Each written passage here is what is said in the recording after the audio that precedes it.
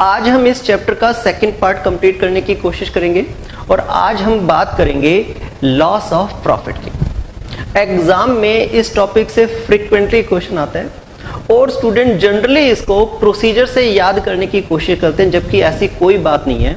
इसके अंदर एक खास कंसेप्ट और लॉजिक है और अगर वो लॉजिक आपने पकड़ लिया, अगर वो लॉजिक आपको समझ में आ गया तो इवन मैं कुछ नहीं भी बताऊंगा तब भी आप काफी सारी चीजें इसके अंदर कर पाएंगे। तो आज अब इस टॉपिक की शुरुआत करते हैं। क्या है टॉपिक, इसको समझने की कोशिश करते हैं और फिर इसकी वर्किंग की बात करेंगे। हम कितने रुपीस का क्लेम कर पाएंगे, रियलिटी में 3 फैक्टर के अंदर ब्रॉड फैक्टर में डिवाइडेड है। 3 फैक्टर ये डिसाइड करते हैं कि आखिर हमारा क्लेम कितना एडमिट होगा। पहला और मोस्ट इंपॉर्टेंट फैक्टर इसमें है कि आखिर लॉस हुआ कितना, लॉस ऑफ प्रॉफिट कितना हुआ। जितने का आपका लॉस होगा उतने का ही तो क्लेम करेंगे ना आप। तो सबसे पहले तो हमें यह पता होना चाहिए कि आखिर हमारा लॉस हुआ कितने का। अब कोई पर्सन लॉस कितने का हुआ कैसे बता सकते हैं? दो चीजें मिलकर आपको इसका जवाब देती हैं। जब तक आपके पास वो 2 चीजें नहीं है तब तक आप लॉस ऑफ प्रॉफिट कितना हुआ नहीं बता पाएंगे। और जो 2 चीजें हैं उनमें से एक सेल्स के ऊपर डिपेंडेंट है, दूसरा प्रॉफिट के रेट के ऊपर डिपेंडेंट है। पहली चीज शॉर्ट सेल्स कितनी हुई, दूसरी चीज रेट ऑफ प्रॉफिट कितना था। अब ये 2 ही बातें क्यों डिसाइड करती हैं प्रॉफिट को, लॉस को, उसको हम जानने की कोशिश करते हैं। हम जो बिजनेस करते हैं वो एक खास गोल के साथ करते हैं और वो गोल होता है प्रॉफिट को अर्न करना। लेकिन ये जो प्रॉफिट है वो हवा से तो हमारे पास नहीं आ पाता। ये जो प्रॉफिट हमारे को होता है उसके पीछे खास एक्टिविटी हमें करनी पड़ती है। उस एक्टिविटी का रिजल्ट हमें प्रॉफिट मिलता है और वो एक्टिविटी होती है सेल्स की। तो अगर किसी वजह से आपकी सेल्स पे नेगेटिव इंपैक्ट पड़ गया तो सीधा नेगेटिव इंपैक्ट आपके प्रॉफिट पे भी पड़ेगा। अगर किसी वजह से आपकी सेल्स बढ़ जाती है तो प्रॉफिट बढ़ जाता है, सेल्स घट जाती है तो प्रॉफिट भी घट जाता है। इसलिए अगर आप ये जानना चाहते हैं कि आपका कितना प्रॉफिट लॉस्ट हो गया तो आपको ये जानना पड़ेगा कितनी सेल्स आपकी लॉस्ट हो गई। तो पहली चीज जो इसमें रोल प्ले करेगी वो है शॉर्ट सेल्स।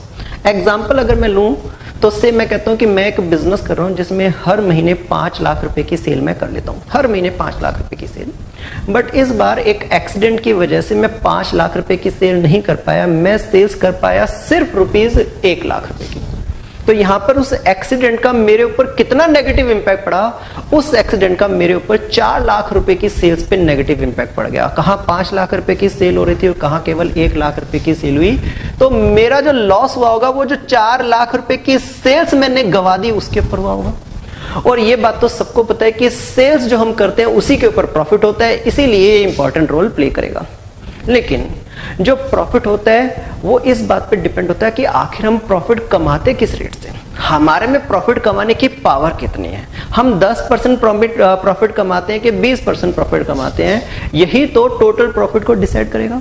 इसलिए एक तो मुझे पता होना चाहिए कि मेरी सेल्स कितनी डाउन हो गई, दूसरा मेरे में प्रॉफिट कमाने की क्षमता कितनी है, जो कि नॉर्मली रेट के अंदर डिफाइन की जाती है। और अगर मैं मान लूं कि से इस बिजनेस में मेरा जो प्रॉफिट कमाने का रेट था वो 20% था, मैं जो माल बेचता था उसमें 20% प्रॉफिट कमा लेता था। 100 रुपए की चीज बिकती थी तो मुझे 20 रुपए का फायदा हो जाता था। तो यहां पर अगर मेरी 4 लाख रुपए की सेल डाउन हो गई तो ऑब्वियसली 20% मतलब ₹80,000 का प्रॉफिट भी डाउन चला गया होगा। और यही मेरी पहली कैलकुलेशन और मोस्ट इंपॉर्टेंट कैलकुलेशन है कि मुझे लॉस कितने प्रॉफिट का हुआ। तो फिलहाल ये एग्जांपल कह रहा है कि हमारा जो लॉस हो गया वो ₹80,000 के प्रॉफिट का हो गया। बट यहां पे तो मैंने ये सारी की सारी फिगर आपको दिखा दी है कि सेल्स हमारी इतनी डाउन हुई, प्रॉफिट हमारा इतना रेट है। बट एग्जाम में जो क्वेश्चन आएगा उसमें ये सारी कैलकुलेशन आपको खुद करनी पड़ेगी। तो खुद कैसे करते हैं उसकी बात कर लेते हैं और कैसे ये कैलकुलेशन करते हैं, क्या है प्रोसीजर है। जनरली स्टूडेंट इसको एक फार्मूला बना के याद करते हैं, बट मेरी कोशिश होगी कि आपको कोई फार्मूला ना याद करना पड़े और आप मेरे बिना बताए मुझे कॉन्फिडेंस है कि जवाब दे देंगे कि कैसे ये शॉर्ट सेल्स पता लगाई जाती है। बट उसके लिए मुझे अपनी तरफ से एक एग्जाम्पल यूज करना पड़ेगा, अलग एग्जाम्पल यूज करना पड़ेगा, जिससे कि आप खुद ही बताएंगे कि कितने की यहाँ पे सेल्स, शॉर्ट सेल्स आनी चाहिए। चलिए एग्जाम्पल जो मैं ले रहा हूं उसमें मैं 2 फाइनेंशियल ईयर की बात करूंगा और जो 2 फाइनेंशियल ईयर होंगे उसमें डिफरेंट पीरियड में मैं डिफरेंट सेल्स यहाँ पे क्रिएट करूंगा। हमने एक चीज नोटिस की है बिजनेस के अंदर, हर महीने सामान एक जैसा नहीं बिकता। किसी महीने में तेजी होती है, ज्यादा सामान बिकता है, कोई फेस्टिवल मंथ आ जाते हैं ज्यादा सामान बिकता है, कुछ ऐसे मंथ आ जाते हैं जब सामान हमारा कम बिकता है। तो इसलिए मैं यहाँ पे एक ग्राफ के थ्रू चीजों को एक्सप्लेन करने की कोशिश करूंगा जिससे आप उसे विजुलाइज कर सकें और जवाब दे सकें। 2 फाइनेंशियल ईयर की मैं बात करता हूं। पहला फाइनेंशियल ईयर है से 2017-2018, दूसरा एक फाइनेंशियल ईयर 2018-2019। जो फर्स्ट फाइनेंशियल ईयर है उसको मैं 4 क्वार्टर्स में, 3 महीने के 4 क्वार्टर्स में डिवाइड कर देता हूं और उसकी सेल्स को यहां पर शो करने की कोशिश करता हूं through graph. First period, first quarter में मान के चलता हूं से हमारे बिजनेस में जो सेल्स होती है वो 50,000 रुपए की होती है।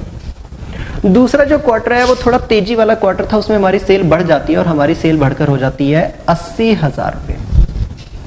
तीसरा जो क्वार्टर है उसमें सेल थोड़ी सी फिर से डाउन हो जाती है और हमारी सेल जो है आ जाती है ₹40,000 रुपए पे। और जो उससे अगला क्वार्टर उसमें सेल फिर थोड़ी सी डाउन हो जाती है और सेल्स आ जाती है हमारी से 30,000 रुपए पे।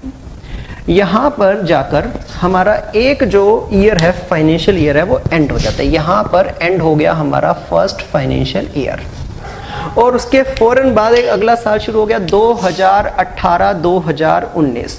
2018-2019 उसमें भी इसी तरीके से हमने बिजनेस शुरू किया तो हमारी सेल्स से शुरुआत हुई। अब जो हमारी सेल्स से शुरुआत हुई है वो शुरुआत हुई है से ₹55,000। पहले ये जो क्वार्टर 1 था उसमें 50,000 की सेल थी, लेकिन अब जो क्वार्टर 1 आया उसमें सेल हमारी थोड़ी सी बढ़ गई है, हमारी सेल हो गई है 55,000 रुपए की। फिर इधर क्वार्टर 2 था, ऐसे यहाँ पे भी क्वार्टर 2 आया तो थोड़ी सेल में फिर इंक्रीज नजर आया। यहाँ पे जो हमारी सेल्स होती है वो मैं मान के चलता हूँ से 88,000 होती है। पिछले साल क्वार्टर 2 के अंदर 80,000 की सेल हुई थी, अब 88,000 की सेल हो गई है। थर्ड क्वार्टर को मैं सस्पेंस में रखता हूँ, इसकी बात मैं थोड़ी देर में करूंगा। बट उसके बाद जो फोर्थ क्वार्टर था उसकी इंफॉर्मेशन मैं यहाँ पे दे रहा हूँ। जो फोर्थ क्वार्टर है उसमें जो हमारी सेल्स हुई है वो यह 33,000 क्वार्टर 4। यहां पे जाके फिर से हमारा फाइनेंशियल ईयर एंड हो जाता है। पिछले साल क्वार्टर 4 में जो हमारी सेल हुई थी वो 30,000 की हुई थी, यहां पे हुई है 33,000 की। और अब मेरा एक सवाल है, क्या आप मुझे बता सकते हैं कि यहाँ पे जो क्वार्टर 3 की वैल्यू होनी चाहिए वो कितनी होनी चाहिए? यहाँ पे कितना अमाउंट मुझे लिखना चाहिए जो आपके हिसाब से यहाँ पे सबसे बेस्ट रहेगा? कितना अमाउंट यहाँ पे लिखना चाहिए? बिल्कुल सही जवाब 44,000। बिल्कुल सही जवाब आपने दिया 44,000। लेकिन मुझे एक सवाल का जवाब और दीजिए कि आपने इसे 44,000 कैसे जान लिया? मैंने तो आपको कुछ बताया नहीं, आपको क्यों लगा कि यहाँ पे जो फिगर है वो 44,000 होनी चाहिए? कैसे आपने बताया? यहां से आपने कंपेयर किया, ठीक है, बट यहां पे तो 40,000 था, फिर आपने यहां पे 40,000 क्यों नहीं बताया? क्यों आपने 44,000 बताया? बिल्कुल सही, आपने कंपेयर किया। सर फर्स्ट क्वार्टर के अंदर इधर 50,000 था, इधर 55,000 हो गया, 10% यहां पे बढ़ गया। दूसरे क्वार्टर में भी 80,000 था, 88,000 गया, 10% यहां पे भी बढ़ गया। तीसरे क्वार्टर का पता नहीं, लेकिन चौथे क्वार्टर में 30,000 था, वो वहां पे जाके 33,000 हो गया, यहां पे भी 10% बढ़ गया। तो इसका मतलब ये जो बीच में क्वार्टर मिस है वहां पे भी 10% बढ़ना चाहिए। बस यही तो लॉजिक है। अब अगर मैं यहां पर, अभी तो मैंने तुमसे प्रेडिक्शन की कि यहाँ पे कितनी वैल्यू होनी चाहिए, अब अगर मैं बोलूं कि भाई इस पीरियड में मेरी फैक्ट्री में आग लग गई थी और मैंने ये सेल नहीं की कुछ भी, तो ऐसे में क्या आप मुझे बता नहीं सकते कि कितनी सेल्स एक्सपेक्टेड थी जो मैंने नहीं की? बिल्कुल सही जवाब 44,000 रुपए जो मैंने एक्सपेक्टेड सेल के डाले थे। अगर किसी मिस हैपनिंग की वजह से अगर सेल नहीं हुई तो शॉर्ट सेल्स के आगे जो वैल्यू लिख दी जाएगी वो कितनी लिख दी जाएगी? ₹44,000। और ये पता लगाने में अनजाने में ही आप 2 कंसेप्ट सीख चुके हैं। 44,000 पे अब मैं यहाँ पे रिप्लेस कर दें, 2 कंसेप्ट आप सीख चुके हैं मेरे बिना बताए।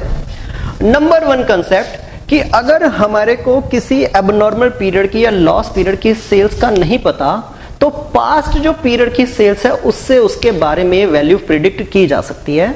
बट कोई भी वैल्यू नहीं उठा लेंगे हम पिछले पीरियड की। अगर लॉस क्वार्टर 3 में हुआ तो प्रीवियस पीरियड के क्वार्टर 3 से ही डिसाइड हो पाएगा कि यहां पर कितनी वैल्यू आनी चाहिए। अगर लॉस क्वार्टर 1 में हुआ है तो प्रीवियस ईयर का क्वार्टर 1 डिसाइड करेगा, अगर क्वार्टर 2 में लॉस हुआ है तो प्रीवियस ईयर का क्वार्टर 2 डिसाइड करेगा, यहां पे लॉस क्वार्टर 3 में है तो प्रीवियस ईयर के क्वार्टर 3 ही से डिसाइड किया जाएगा कि हमारी एक्सपेक्टेड सेल क्या थी। बिजनेस में हर महीना हर क्वार्टर अलग टाइप का हो सकते हैं। आपने देखा होगा कुछ लोग सीजनल बिजनेस करते हैं तो किसी सीजन में तो ज्यादा उनकी सेल होती है और किसी सीजन में कम सेल होती है, ठीक है ना।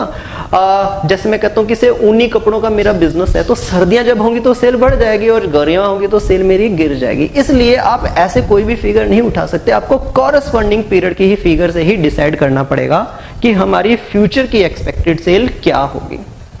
दूसरी एक चीज आपने और अनजाने में सीख ली कि ये जो सेल हमारी नेक्स्ट पीरियड में आती है वो सिर्फ सीधा उठ के नहीं आती, बल्कि उसके अंदर अगर किसी किस्म का कोई ट्रेंड है, प्लस या माइनस का कोई ट्रेंड है, तो वो ट्रेंड भी फॉलो किया जाता है। और यहां पे अगर देखें तो वो ट्रेंड हमें दूसरी फिगर से पता चला कि 10% का इंक्रीजिंग है। इंक्रीजिंग था इसलिए हमने इंक्रीज कर दिया, अगर डिक्रीजिंग होता तो मेरे को डेफिनेटली कॉन्फिडेंस है कि आप सही जवाब देते, डिक्रीज भी कर देते। तो यहां पर ये जो फिगर 44,000 पहुंची है वो दो चीजों से पहुंची है, एक तो कॉरस्पॉन्डिंग पीरियड जो प्रीवियस ईयर में था वहां की सेल, और दूसरा ट्रेंड ने इफेक्ट डाला, इंक्रीज या डिक्रीज इसके अंदर कर दिया गया। अब एक चीज इसमें और मैं डाल देता हूं, मैं मान लेता हूं से इसके अंदर सारा लॉस नहीं हुआ, कुछ हमने सेल फिर भी अचीव कर ली। मैं मान के चलता हूं यहां पे इस पीरियड में जो हमारी सेल फिर भी हो गई वो से रुपीज 20,000 रुपए की हो जाती है, 20,000 रुपए का माल बेचने में सफल हो गए। तो इसका सीधा इंपैक्ट क्या पड़ेगा, अगर आपने 20,000 की सेल कर ली, 44,000 की सेल एक्सपेक्टेड थी और 20,000 की सेल कर दी, तो इसका अब आपकी शॉर्ट सेल जो है वो कितने की रह गई है, केवल 24,000 की शॉर्ट सेल रह गई है। तो आपका लॉस जो हुआ होगा वो 24,000 की सेल्स पे हुआ होगा। अब बात करते हैं दूसरी चीज की। दूसरी चीज gross profit, rate of profit, कि हमारा जो लॉस हुआ उस पे प्रॉफिट कितने का हम कमा सकते थे, ये डिसाइड करेगा रेट ऑफ प्रॉफिट। अब रेट ऑफ प्रॉफिट कैसे पता लगता है भाई, रेट ऑफ प्रॉफिट पता लगाना बहुत मुश्किल काम नहीं है। हम हर साल एक फाइनल अकाउंट बनाते हैं और जब फाइनल अकाउंट बनाते हैं तो वहां पर हमारे को अपनी प्रॉफिट की, लॉस की, सारी चीजों की जानकारी मिल जाती है। वहां से हमें पता लग सकता है कि आखिर प्रॉफिट कमाने की हमारी क्षमता कितनी है। और ध्यान रखना ये जो कैलकुलेशन है सिर्फ उसी इंफॉर्मेशन से की जा सकती है जो रेडी फॉर्मेट में है, जो रेडी हो चुकी है, जो कंप्लीट हो चुकी है।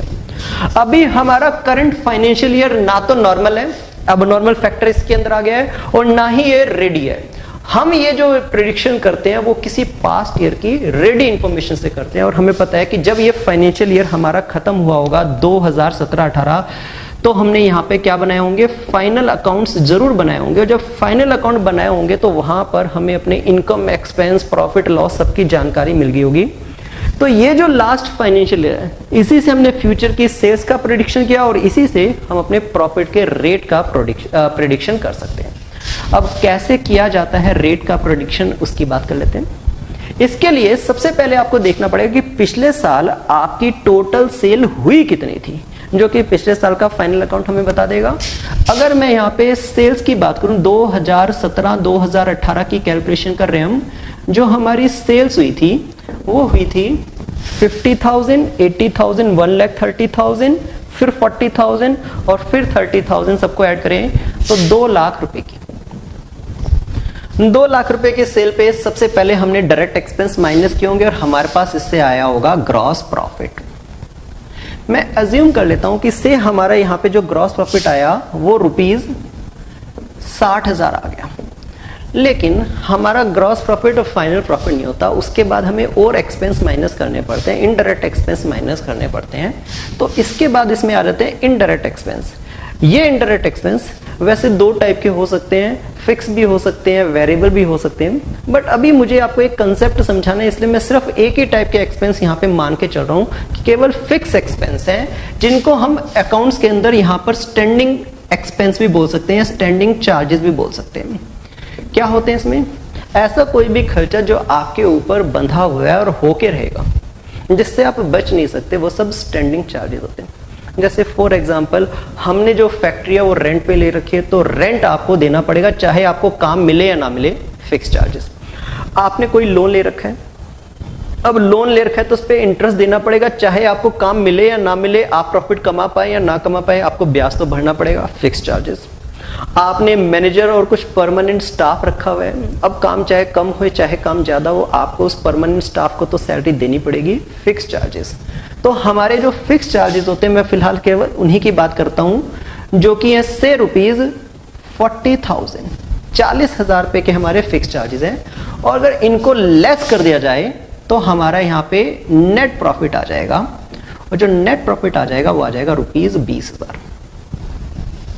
तो हमारा फाइनल गोल होता है नेट प्रॉफिट अच्छा हो जाए। नेट प्रॉफिट अगर आप कंपेयर करेंगे यहाँ पे नेट प्रॉफिट रेट निकालने के लिए, तो ये 2 लाख रुपए के ऊपर अगर 20,000 का प्रॉफिट हुआ है तो नेट प्रॉफिट रेट अगर मैं निकालूं तो रेट आ जाएगा 20,000 divide by 2 lakh multiply by 100, 10%। But अगर आप ये सोच रहे हैं कि 10% हमारा रेट है, हम 10% का इंश्योरेंस करा लें, तो जवाब होगा गलत, क्योंकि मिस हैपनिंग होने पर आपको फिर कंपनी 10% ही प्रॉफिट का देगी। और अगर 10% प्रॉफिट का हमें इस समय मिल भी जाए 20,000, तो ये फिक्स चार्जेस हमें अपनी जेब से करने पड़ जाएंगे और हमारे को कोई प्रॉफिट नहीं, उल्टा 20,000 का नुकसान हो जाएगा। कंपनी हमें जितने परसेंटेज का हम इंश्योरेंस कराएंगे उतने ही परसेंटेज मनी देगी। तो यहाँ पे परसेंटेज हमें 10 मिलेगी। अगर 10% प्रॉफिट का हमने इंश्योरेंस कराया तो हमारा प्रॉफिट का इंश्योरेंस नहीं हो पाएगा, क्योंकि ये स्टैंडिंग चार्जेस इंश्योर्ड नहीं कराए। इसलिए अगर आप अपने आप को फुली इंश्योर्ड कराना चाहते हो तो आप एक तो इस प्रॉफिट का इंश्योरेंस कराओ कि 20,000 आपको प्रॉफिट का मिल जाए, और साथ ही साथ इन पैसों को भरने के लिए भी इंश्योरेंस कंपनी आपको मनी दे दे, जिससे कि आपके पास ये प्रॉफिट बच जाए। तो ऐसी सिचुएशन में हमें ये 40,000 भी इंश्योरेंस कंपनी से लेने के लिए इसका भी इंश्योरेंस कराना चाहिए। बट जरूरी नहीं है कि मैं सारा का सारा रिस्क ही कंपनी को पास कर दूं। अगर मैं पूरे 40,000 का इंश्योरेंस कराता हूं तो सारा रिस्क अब प्रॉफिट का और खर्चे का कंपनी उठाएगी। बट हो सकता है मैं प्रीमियम को सेव करने के लिए या फिर मैं कुछ रिस्क खुद उठाने की क्षमता रखता हूं, इसलिए पूरे पैसे का इंश्योरेंस ना करा के इसमें से कुछ पोर्शन का इंश्योरेंस कराता हूं। मैं मान के चलता हूं कि इसमें से मैंने 10,000 रुपए ऐसे छोड़ दिए जो कि अनइंश्योर्ड है। अनइंश्योर्ड का मतलब है मैं कंपनी से कह रहा हूं कि आप ये पैसे मुझे मत देना, आप मुझे 30,000 रुपए का इंश्योरेंस दे दो। 30,000 मैंने इंश्योर्ड करा दिया। क्या मतलब हुआ इस बात का? इस बात का मतलब हुआ कि कंपनी अब मुझे 20,000 रुपए प्रॉफिट के लिए और केवल 30,000 रुपए फिक्स एक्सपेंसेस के लिए देगी, 50,000 रुपए का इंश्योरेंस, और ये वाला लॉस, ये वाला खर्चा मुझे अपनी जेब से उठाना पड़ेगा। इससे मेरा प्रीमियम थोड़ा सा कम हो जाएगा, बट ये मैं खास लेकर चल रहा हूं कि मैंने फुल वैल्यू का इंश्योरेंस नहीं कराया। तो ऐसी सिचुएशन में मेरा प्रॉफिट का रेट अब इंक्रीज मान लिया जाएगा, क्योंकि अब मुझे कंपनी ये वाली पेमेंट भी करेगी। तो अब मैं जो नया प्रॉफिट रेट निकालूंगा, जिसका मैं इंश्योरेंस कंपनी से क्लेम करूंगा, 10% से ज्यादा कर पाऊंगा। अब इस चीज को हम बोलते हैं ग्रॉस प्रॉफिट रेट। वैसे ग्रॉस प्रॉफिट रेट यहां से निकलता है, बट ये क्योंकि हम टुवर्ड्स ग्रॉस प्रॉफिट जाने लग गए हैं, इसलिए इसे भी हम क्या बोलते हैं? Gross profit rate. इसे नेट प्रॉफिट रेट तो नहीं बोल पाएंगे, क्योंकि नेट प्रॉफिट रेट तो 10% है। तो ग्रॉस प्रॉफिट रेट क्या हो जाएगा? 20,000 का तो एक इंश्योरेंस करा लिया जो कि नेट प्रॉफिट का है, उसके अलावा हमने अपने फिक्स एक्सपेंसेस का भी इंश्योरेंस करा दिया, जिसका पैसा इंश्योरेंस कंपनी से वसूलेंगे। तो अब हमारा 50,000 रुपए का इंश्योरेंस हो गया है 2 लाख रुपए की सेल्स पे। अगर ध्यान से देखिए, 2 लाख रुपए के माल पे आपने अब 50,000 का इंश्योरेंस करा दिया। वैसे 60,000 का इंश्योरेंस होना चाहिए था, बट यहाँ पे 50,000 का इंश्योरेंस करा लिया गया। अगर मैं परसेंटेज में निकालूं तो ये 25% आ जाता है। तो अब इस क्वेश्चन के अंदर अगर मैं बोलूं कि मेरा नुकसान हो गया, तो कंपनी से मैं 10% नहीं बल्कि 25% का क्लेम कर पाऊंगा। भैया मेरे स्टैंडिंग एक्सपेंसेस का भी पोर्शन आपको देना पड़ेगा, मैंने उसका भी आपको प्रीमियम दिया है। और वैसे सही जो रेट था वो तो 30% होना चाहिए था, हमें इस वैल्यू का इंश्योरेंस कराना चाहिए था, पूरे के पूरे 40,000 का इंश्योरेंस कराना चाहिए था, बट अब 25% का लेकिन हमारा इंश्योरेंस क्लेम एडमिट हो जाएगा। अगर इन दोनों वैल्यूज को यूज करूं तो अब मुझे पता चल जाएगा कि मेरा कितना प्रॉफिट का लॉस हुआ जिसका इंश्योरेंस कंपनी क्लेम एडमिट कर लेगी। 24,000 का 25% निकालें तो ₹6,000। और बहुत मुश्किल कैलकुलेशन नहीं कि यही चीज फार्मूला आपकी बुक के अंदर दिया हुआ है कि ग्रॉस प्रॉफिट रेट कैसे निकाला जाता है, और यही फार्मूला दिया हुआ है आपके पास, वही प्रोसीजर दिया हुआ है कि कैसे हम फ्यूचर के सेल्स को एक्सपेक्ट करते हैं। इसके अंदर कोई खास बात नहीं है, आपका जो जिस वैल्यू का आप इंश्योरेंस कराना चाहते हैं बस उस वैल्यू को सेल से डिवाइड करना है। हमने 20,000 का नेट प्रॉफिट तो 100% इंश्योरेंस कराएंगे ही कराएंगे, ये तो पॉलिसी का बेसिक थीम ही है। और उसके अलावा फिक्स चार्जेस भी अपनी जेब से ना भरने पड़े, इसलिए हमने उसका भी कुछ इंश्योरेंस करा लिया है। चलिए, इसके बाद इसके अंदर एक सेकंड पार्ट शुरू होता है। 3 पार्ट के बाद हमें पता चलेगा फाइनल क्लेम कितना हो पाएगा। अभी फिलहाल हम 6,000 रुपए के क्लेम का मन बना रखे हैं, लेकिन क्या क्लेम 6,000 का एडमिट होगा, इसके अंदर थोड़ा समय। एक चीज इससे पहले मुझे और सिखानी है और बतानी है, वो है एडिशनल एक्सपेंस।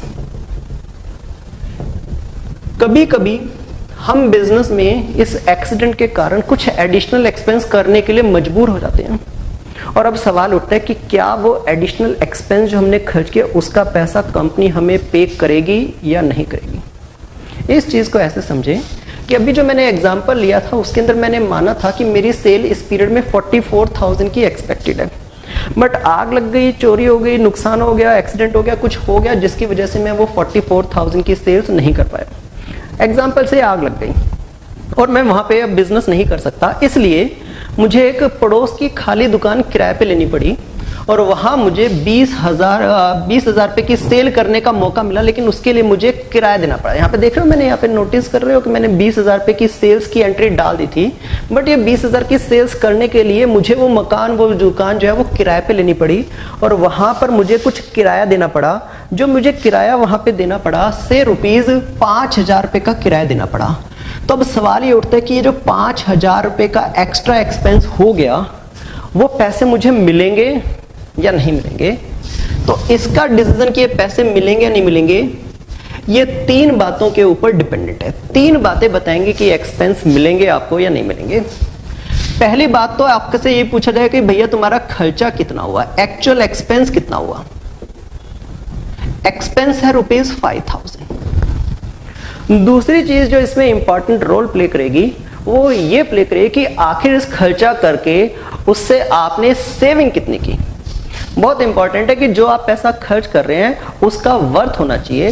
तो इस 5,000 रुपए को खर्च करने से आपके पास रियलिटी में ये 20,000 रुपए की सेल्स आई।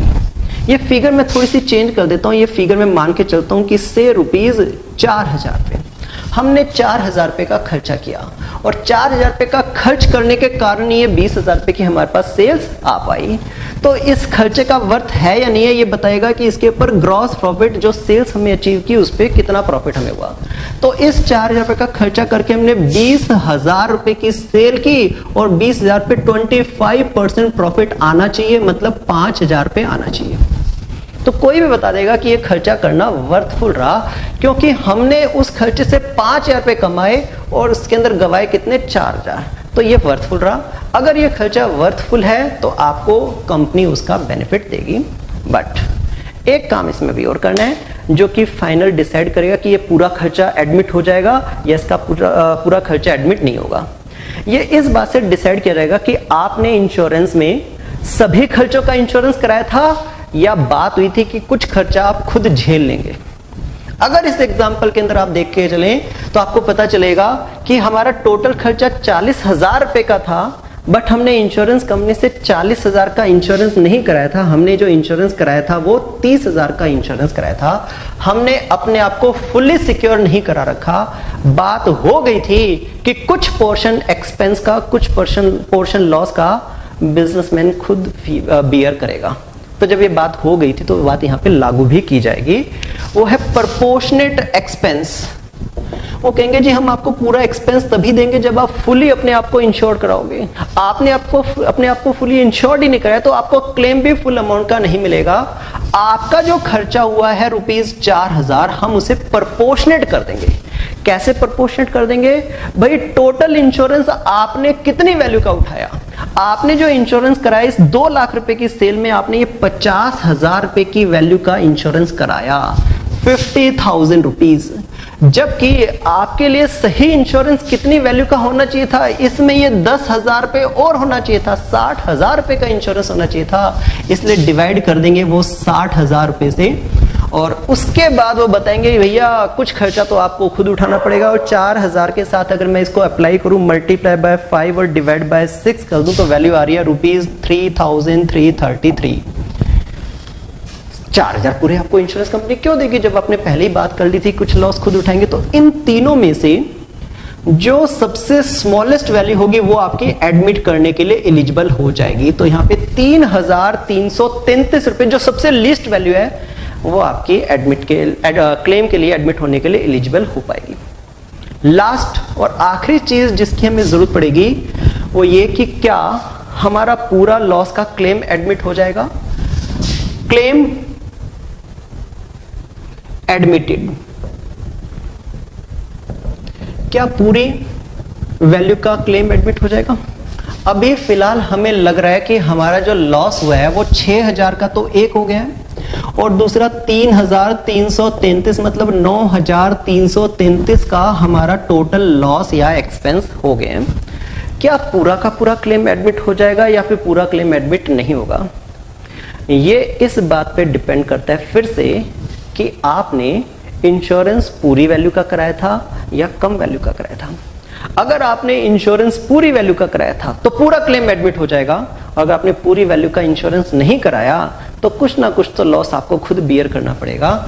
और ये चीज भी इस बात पे डिपेंड करेगी कि पॉलिसी की वैल्यू कितनी है और कितनी होनी चाहिए। अब अगर मैं मुद्दे की बात करूं तो पॉलिसी कितनी वैल्यू के लिए आपने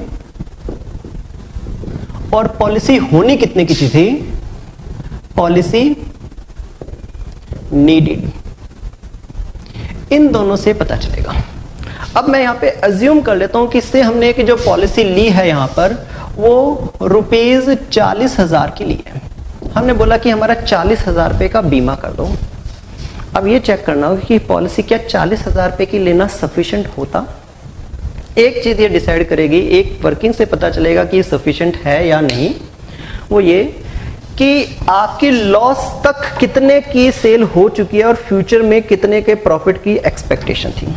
एक चीज अच्छे से समझ लेना, इस क्वेश्चन के अंदर जो लॉस शुरू हुआ, जो लॉस का पीरियड यहां पर है वो Q3 है। यहां से लॉस की शुरुआत हमने की है। ये पीरियड आगे का लॉस का पीरियड है। लॉस यहां पर हुआ था, इससे पहले लॉस नहीं हुआ था। बट इंश्योरेंस कंपनी चाहती है कि आप अपने आप को फुली इंश्योर कराएं और ये जो पीरियड लॉस वाला है उसके लिए उससे पहले जो आपकी सेल्स है वही फ्यूचर के प्रॉफिट को डिसाइड करेगी। तो यहां पर एक छोटी सी आपको कैलकुलेशन और करनी है। जब लॉस शुरू हुआ है उससे ठीक पहले के एक साल में आपकी कितनी सेल्स हुई थी ये जानने की आपको कोशिश करनी पड़ेगी। ये जो 4 क्वार्टर है उनकी सेल्स जानने की कोशिश करनी पड़ेगी। इसी पीरियड की सेल्स जानने की कोशिश क्यों करेंगे, क्योंकि हमें फ्यूचर के लिए यहां के लिए ये चेक करना है कि आपको कितना इंश्योरेंस कराना है। जिस दिन लॉस हुआ इससे ठीक बाद वाले पीरियड को आप इंश्योर कराना चाहते तो उससे ठीक पहले वाले पीरियड से गिनती की जाएगी कितने इंश्योरेंस की आपको नीड थी। और ये नीड, क्योंकि प्रॉफिट का इंश्योरेंस कराना सेल्स से ही पता लगाया जा सकता है कि कितने इंश्योरेंस की आपको आवश्यकता है। तो आपको गिनना पड़ेगा कि ठीक लॉस से पहले आपकी 12 महीने में 365 दिन में कितनी सेल हुई थी। अगर मैं ये फिगर यहाँ पे कैलकुलेट कर लूं तो जो अमाउंट मेरे पास आएगा, देखो 40,000 है, फिर 30,000, 70,000 हो गया। 70,000 के अंदर प्लस कर देते हैं 55,000 और फिर 88,000, ये हो रहा है 2,13,000 रुपए की सेल्स। इस पीरियड में जो सेल्स है वो है ₹2,13,000। लॉस होने से ठीक पहले की सेल्स है ये। और बट मुझे सेल्स यहाँ की नहीं मिलती, मुझे लॉस वाले पीरियड की एक्सपेक्ट नहीं है। अगर ये सेल्स में लॉस वाले पीरियड में ले जाऊं तो ये फिगर बदल जाएगी। ये फिगर हो जाएगी 2,13,000 प्लस हमारा 10% का इंक्रीजिंग ट्रेंड भी तो चल रहा है। अगर आप देखें इधर 50,000 था, इधर 55,000 था, इधर 80,000 हो गया, वो 88,000 हो गया। तो ये ट्रेंड अगर हम फॉलो करें तो जो पास्ट में 2,13,000 रुपए की सेल थी वो फ्यूचर में 10% इंक्रीज हो जाएगी। और 2,13,000 का अगर मैं निकालूं, इसके अंदर 10% इंक्रीज कर दूं तो जो फिगर मेरे पास आ रही है इसके अंदर वो आ रही है ₹2,34,300। पास की सेल थी 2,13,000, तो फ्यूचर की सेल तो 2,34,300 एक्सपेक्टेड है। तो मुझे कितने का इंश्योरेंस कराना चाहिए? अगर मैं फुली इंश्योर कराना चाहता हूं अपने आप को तो मुझे इसका 25%, रेट ऑफ प्रॉफिट तो 25% ही है ना जो आपको इंश्योरेंस यहां पर फिलहाल आपने अपना लेकर चल रहे हैं आप। तो यहाँ पे जो पॉलिसी का अमाउंट होना चाहिए वो होना चाहिए ₹2,34,300 मल्टीप्लाई बाय 25%। अगर इसकी 25% वैल्यू निकाली जाए तो वैल्यू आ रही है ₹58,575। आपने अंडर इंश्योरेंस कराया। और हमने लॉस ऑफ स्टॉक के वक्त ही सीख लिया था कि अगर अंडर इंश्योरेंस कराया जाए तो जो क्लेम है वो प्रोपोर्शनेट रिड्यूस कर दिया जाता है, प्रोपोर्शनेट क्लेम ही दिया जाता है। अगर हमने 58,575 से ज्यादा से 60,000 का इंश्योरेंस कराया होता तो हम फुली इंश्योर्ड हो जाते और हमें पूरा क्लेम मिल जाता, बट अब हमें पूरा क्लेम नहीं मिलेगा। फाइनली जब क्लेम का अमाउंट यहाँ पे निकलेगा वो प्रोपोर्शनेट कर दिया जाएगा। तो टोटल लॉस जो हमारा आ रहा था वो यहाँ पे आ रहा था 6,000 प्लस 333 9333। अब इसको चेंज कर दिया जाएगा, क्लेम हो जाएगा आपका ₹9,333 मल्टीप्लाई बाय 40,000 और डिवाइड बाय 58,575। ये प्रोसीजर हमने ऑलरेडी प्रीवियस टॉपिक में सीख लिया था, इसको ज़्यादा एक्सप्लेन करने की आवश्यकता नहीं है कि कैसे ये काम करता है। और अगर मैं इसको यहाँ पे अप्लाई करूँ, 40,000 से मल्टीप्लाई करूँ और डिवाइड करें 58,575, तो जो क्लेम का अमाउंट रिवाइज हो जाएगा वो जाएगा 6373। बस इतनी ही कैलकुलेशन आपको किसी भी क्वेश्चन के अंदर करने की आवश्यकता होगी, जो कि अगर आप देखें तो बहुत डिफिकल्ट नहीं है और बहुत ही लॉजिकल है। सबसे पहले जो काम आपको करना पड़ा वो क्या करना पड़ा, शॉर्ट सेल को जानना पड़ा। और शॉर्ट सेल करने के लिए बहुत ही आसान सी वर्किंग रही। प्रीवियस पीरियड में, प्रीवियस कॉरेस्पॉन्डिंग पीरियड में जो सेल्स थी उसको हम उठा के ले आए फ्यूचर के लिए, और अगर कोई ट्रेंड था तो उसके अंदर उसका इफेक्ट ले लिया। तो सबसे पहले हमारी एक्सपेक्टेड सेल्स आ गई, ये हमारी क्या कहला सकती है, एक्सपेक्टेड सेल्स। उसमें से जो सेल्स हमने कर दिया उसको हमने माइनस कर दिया, तो हमारे को शॉर्ट सेल्स का पता चल गया। इंपॉर्टेंट काम कंप्लीट हो गया। फिर हमें चाहिएगा ग्रॉस प्रॉफिट रेट। ये तो बहुत ही आसान है, जो फाइनेंशियल ईयर खत्म हो चुका है, जिसका फाइनल अकाउंट बन चुका है, उसी से ये प्रिडिक्शन की जाएगी। अधूरे साल से ये प्रिडिक्शन नहीं की जा सकती, इसलिए जो भी फाइनेंशियल ईयर खत्म हुआ था उसके अंदर हमने देखा कि नेट प्रॉफिट कितना है। नेट प्रॉफिट सफिशिएंट नहीं था, इसलिए हमने स्टैंडिंग चार्जेस जो थे उनका भी इंश्योरेंस कंपनी के ऊपर क्लेम करने के लिए बर्डन डाल दिया। फुल डाल दोगे तो बहुत अच्छी बात है, कम डालोगे तो जितना बर्डन डालोगे उसी हिसाब से आपका रेट रिवाइज हो जाएगा। उस रेट को जस्ट हमने मल्टीप्लाई किया, हमें लॉस का पता चल गया कितने अमाउंट का लॉस हुआ। फिर एडिशनल एक्सपेंस ज्यादा परेशान नहीं करेंगे, आपसे पूछा जाएगा भी कितने का खर्चा किया, फिर उस खर्चे की वर्थ है या नहीं है वो चेक की जाएगी। उसके लिए देखा जाएगा जो सेल आपने इस खर्चे से की उसका कितना प्रॉफिट कमाया। कमाई ज्यादा होनी चाहिए खर्चे से, तभी उस खर्चे को करने का फायदा है। ऐसे खर्चे का क्या फायदा, 100 रुपए खर्च करें और 80 रुपए बचाएं, उसमें तो खर्चे का फायदा नहीं। फायदा तो तब है जब 100 रुपए खर्च हो तो 110 रुपए की कमाई हो। तो हमें चेक करना पड़ेगा कि वर्थ उसका है नहीं, अगर वर्थ नहीं है तो जो लिस्ट वैल्यू है वही अलाउड की जाएगी। और लास्ट में आपने पूरा खर्चा खुद झेलने की बात की थी या कंपनी के कुछ खर्चा कंपनी और कुछ खर्चा आपने झेलने की बात की थी। तो यहाँ पे हमने सारा खर्चा कंपनी को नहीं दिया था, हमने कंपनी को 60,000 रुपए की डिमांड की थी, जबकि डिमांड हमें 50,000 रुपए की डिमांड कंपनी के ऊपर डाली थी, जबकि डिमांड 60,000 की होनी चाहिए थी। इसलिए यहाँ पे प्रोपोर्शनल करके देखा जाएगा कितनी वैल्यू आपको एलिजिबल है। जो सबसे स्मॉलेस्ट वैल्यू होगी वो आ जाएगी, ये भी दिक्कत वाली बात नहीं है। लास्ट है क्लेम कितने का एडमिट होगा। अगर आपकी पॉलिसी सफिशिएंट होगी तो फुल एडमिट होगा, वरना फुल एडमिट नहीं होगा। तो पॉलिसी का अमाउंट आपको क्वेश्चन में गिवन होगा, बस आपको ये चेक करने की आपकी सफिशिएंट पॉलिसी है या नहीं है। उसके लिए बस ये ध्यान रखना है कि लॉस से ठीक पहले 1 साल की आपकी सेल कितनी थी, उसको आप फ्यूचर के अंदर चेंज करने के लिए ट्रेंड का यूज कर लेंगे, क्योंकि इंश्योरेंस इस पीरियड का है, सेल प्रीवियस पीरियड की है, तो उसे चेंज ओवर करने की रिक्वायरमेंट है। लॉजिकली आपने पहली वाली शॉर्ट सेल को भी मॉडिफाई किया तो इसे भी मॉडिफाई करेंगे, और जो परसेंटेज थी आपकी, जो भी आपकी रेट ऑफ प्रॉफिट था, उससे आपको पता चलेगा कितनी पॉलिसी नीडेड है। अगर पॉलिसी आपने कम की लिए तो एवरेज क्लॉज लगा देंगे, आपके पास क्लेम आ जाएगा। क्लियर है पूरा प्रोसीजर।